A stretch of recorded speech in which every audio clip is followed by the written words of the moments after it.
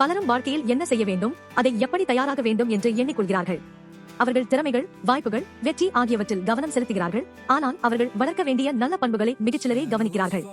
தயார் செய்வது என்பது திறமைகளை வளர்ப்பது மட்டுமல்ல, நாம் எப்படி மாற்றம் அடைகிறோம் என்பதையும் குறிக்கிறது. 1 சாமுவேல் பிற்பகல் 4:18 வசனத்தில் தாவீது ஒரு திறமையான இசைக்கலைஞர், தைரியமான மனிதன், போர் வீரன், புத்திசாலியான பேச்சாளர் மற்றும் வலுவான மனிதராக விவரிக்கப்படுகிறார். ஆனால் இதைவிட முக்கியமானது, கர்த்தர் அவருடன் இருந்தார் என்பதே. தாவீது ஒரு நாளில் இது போன்ற மனிதராக மாற்றம் அடையவில்லை. அவர் தொடர்ச்சியாக வளர்ந்தார். அவர் வீணை வாசிக்கும் ஒரு வரமுடன் பிறந்திருந்தாலும் அதில் தேர்ச்சி பெறுவதற்காக உழைத்தார். அவர் ஆடுகளை மேய்க்கும் போது காட்டுமிராண்டி மிருகங்களுடன் போராட வேண்டியிருந்தது. அந்த சிறிய சண்டைகள் மூலம் அவர் தைரியம் வளர்த்துக் கொண்டார். அந்த அனுபவங்கள் அவரை வலுவான போர் வீரனாக உருவாக்கின. அவர் ஒரு நல்ல பேச்சாளராக மட்டுமல்லாமல் மக்களை ஈர்க்கும் ஒரு தலைவராகவும் மாறினார்.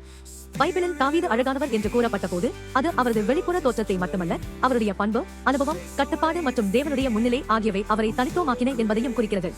இதற்கு காரணம் என்ன? தேவன் அவருடன் இருந்தார். தேவன் நம்மோடு இருப்பதால் நாம் வைத்துள்ள திறமைகள் இன்னும் பெரிதாக வளர்க்கப்படுகின்றன. அவர் நம்முடைய பயத்தை அகற்றுகிறார், நம்மை வலுவானவர்களாக மாற்றுகிறார். அவர் நம்முடைய பேச்சு, நடத்தை மற்றும் வாழ்வியல் முறையை மாற்றுகிறார். அவருடைய முன்னிலை நம்மை முழுமையாக மாற்றும். நாம் தேவனோடு எப்படி நடக்கலாம்? இயேசுவின் பெயர்களில் ஒன்று இம்மானுவேல், அதாவது தேவன் நம்மோடு என்பதே. நாம் நம்முடைய இதயத்தை திறந்து இயேசுவை எங்கள் வாழ்க்கையில் வரவேற்றால் தேவனுடைய சக்தி நிறைந்த முன்னிலையினை அனுபவிக்கலாம். இயேசு எங்கள் வாழ்க்கையில் வந்தால் எல்லாம் மாற்றமடையும். நாம் எங்கள் வலிமைகளை அறிந்து வளர்த்துக் கொள்கிறோம். பயமின்றி வாழ்வோம். உலகம் போர்க்களம் போன்றதாக இருந்தாலும் நாம் தோற்றவர்களாக அல்ல, வெற்றியாளர்களாக வாழ்வோம். நீங்கள் உங்கள் வாழ்க்கையை இயேசுவிற்கு அர்ப்பணிக்கும் போது தேவன் உங்களை உருவாக்கி வழிநடத்தி உங்கள் வாழ்க்கைக்கு சிறந்த திட்டங்களை கொண்டு வருவாராக வாழ்த்துகிறேன்.